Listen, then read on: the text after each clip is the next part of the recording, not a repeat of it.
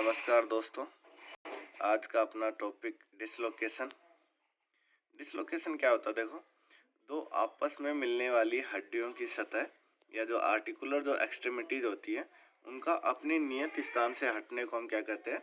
Dislocation कहते हैं। इसका दूसरा नाम है लग्जेशन भी कहते हैं इसे। ठीक है, दो आपस में मिलने वाली हड्डियों की सतह, यानी कि जो भी डिसलोकेशन होता है हमेशा नॉर्मली जॉइंट्स का ही होता है। ठीक है, अब आता है डिसलोकेशन का वर्गीकरण। मुख्य रूप से जो डिसलोकेशन होता है निम्न प्रकार का होता है। पहला, कंप्लीट डिसलोकेशन। नाम से आ रहा है कंप्लीट, यानी कि पूर्णतः जो हड्डियों की जो सतह होगी आपस में जुड़ने की वो पूरी तरह अलग हो जाएंगी, यानी कि जो जॉइंट्स हैं पूरी तरह से अलग हो जाएंगे। नॉर्मली ये जो होता है गाय भैंस का जो हिप जॉइंट होता है या शोल्डर जॉइंट होता है उसका होता है। ठीक है, नाम से ही पता पड़ रहा है कंप्लीट, यानी कि पूरी तरह से। इसके बाद में इनकम्प्लीट डिसलोकेशन या सबलग्जेशन। इनकम्प्लीट या इसको हम पार्शियली भी कह सकते हैं, आंशिक।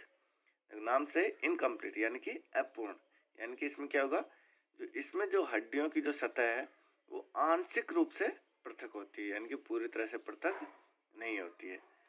उदाहरण, गाय भैंस में पटेला का सबलग्जेशन। ठीक है, अगर खाली लग्जेशन आए तो पूरी तरह से डिसलोकेशन, सब आ गया तो मतलब आंशिक।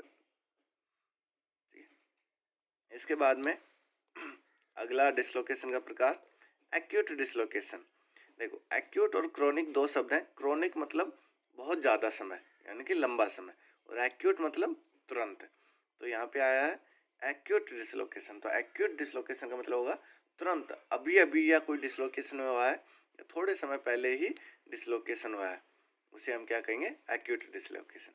क्रोनिक, क्रोनिक अभी बताया बहुत लंबा समय हो गया, यानी कि यह धीरे धीरे या लंबे समय के दौरान होने वाला डिसलोकेशन क्या कहलाएगा? Chronic dislocation. अगला डिसलोकेशन का प्रकार है पैथोलॉजिकल डिसलोकेशन। पैथोलॉजिकल का मतलब होता है बीमारियां।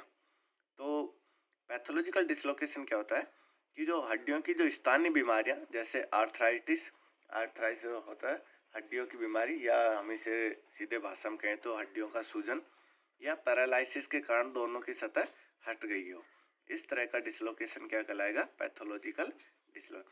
किसी भी जो स्थानीय जो बीमारियां जिनके कारण हड्डियों की जो सतह या जॉइंट्स का आपस से हट जाना क्या कहलाएगा? Pathological dislocation.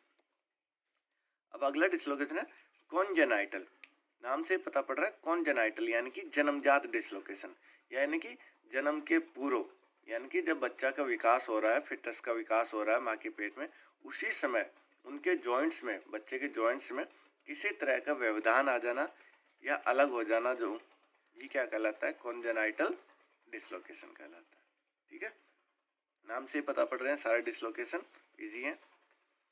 अगला, ये कई बार एग्जाम में पूछा जाता है कि जैसे नॉर्मली हॉर्स में कौन सा जॉइंट डिसलोकेशन होता है, इस तरह के क्वेश्चन पूछे जाते हैं। तो नॉर्मली हम देख लेते हैं, काऊ और बफेलो में हिप जॉइंट या शोल्डर जॉइंट होता है।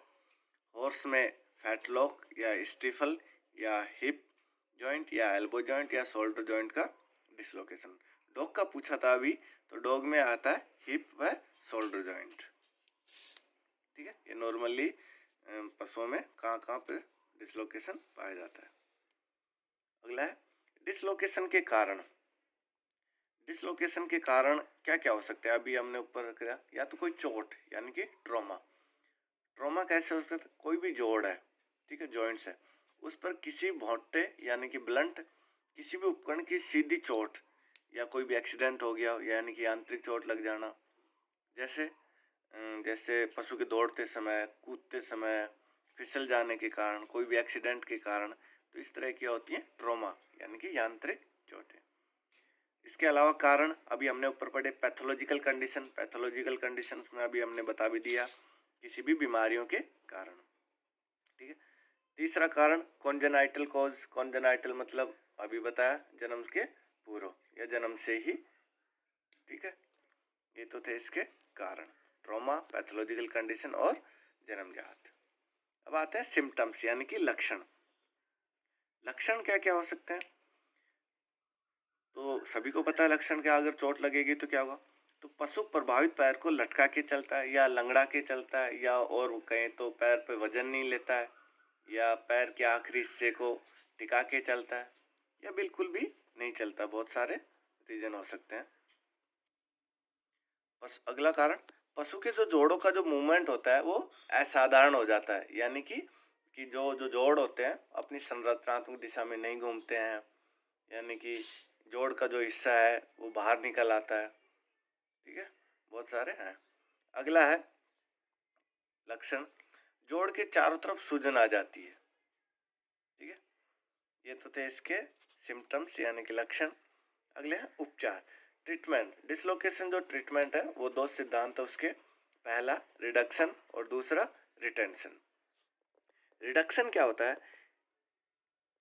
रिडक्शन होता है हड्डी के एक हिस्से को, जो गुहा या कैविटी वाला जो हिस्सा है, उसे एक तरफ खींचे तथा दूसरे हिस्से को पशु को शरीर रचना की दिशा या एनाटॉमिकल पोजीशन में खींचे, जिससे हड्डियों की सतह आर्टिकुलर मिल जाए, आर्टिकुलर सरफेस मिल जाए। नहीं समझे? यानी कि कोई भी दो हड्डियां हैं, जैसे मान लो ये दो हड्डियां हैं, एक इधर एक इधर, तो ये यहाँ से हट गई हैं, इस जोड़ से हट जाती हैं, तो इनको वापस मिलाने के लिए एक को इधर खींचे और दूसरी को इधर खींचे।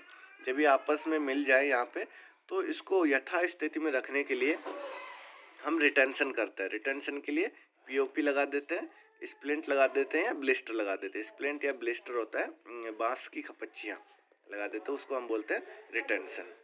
नहीं समझे? रिडक्शन को यथा स्थिति में रखने के लिए हम करते हैं रिटेंशन। ठीक है, इसके बाद में एनाल्जेसिक लगा दें हम 3 से 4 दिन तक, और उस पशु को आराम दे। यह हमारा टॉपिक था। आशा करता हूँ आप सभी को समझ में आया होगा। समझ में आया तो लाइक और शेयर करें।